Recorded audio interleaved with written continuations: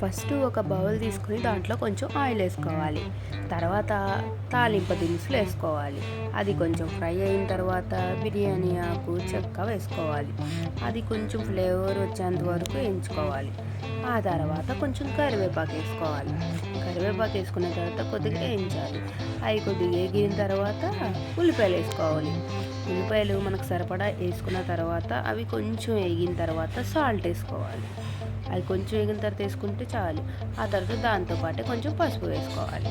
ఆ పసుపు కూడా కలిపిన తర్వాత మొత్తం ఇంకా గోల్డెన్ కలర్ వచ్చేంత వరకు వెయిట్ చేయాలి. ఆ తర్వాత గోల్డెన్ కలర్లోకి వచ్చేసిన తర్వాత మనం ఏం చేయాలి, ఆ మాత్రం వస్తే చాలు. తర్వాత కారం వేసుకోవాలి. కారం కూడా వేసుకొని కొంచెం కలుపుకొని తర్వాత కారం ఫ్లేవర్ కూడా వచ్చేంత వరకు కలుపుకోవాలి. ఆ తర్వాత ముందుగానే మిక్సీ పెట్టుకున్న టమాటా వేసుకోవాలి. టమాటా వేసుకొని కొంచెం కలుపుకోవాలి. ఆ తర్వాత టమాటా పచ్చివాసన పోయేంత వరకు కలుపుకోవాలి. సిమ్లో పెట్టుకుని చూసుకోవాలి. ఆ తర్వాత మనకు నచ్చిన ఏదో ఒక మసాలా వేసుకోవాలి. చికెన్ మసాలా అయితే కొంచెం బాగుంటుంది. చికెన్ మసాలా వేసుకోవాలి.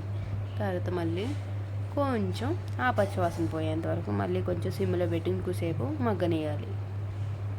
మగ్గనిచ్చిన తర్వాత మనం ముందుగానే వండి పెట్టుకున్న రైస్ని పొడి పొడిగా వండుకున్న తర్వాత ఆ రైస్ని దాంట్లో వేసుకోవాలి. అంతే, చాలా సింపుల్ అండి. మీరు కష్టపడిపోతారు. ఒక్కసారి దీన్ని ట్రై చేయండి, చాలా బాగుంటుంది. ఎలా మీరు ట్రై చేసిన తర్వాత ఎలా ఉందో చెప్పండి, కామెంట్ చేయండి, అస్సలు మర్చిపోకండి. So please subscribe to my channel.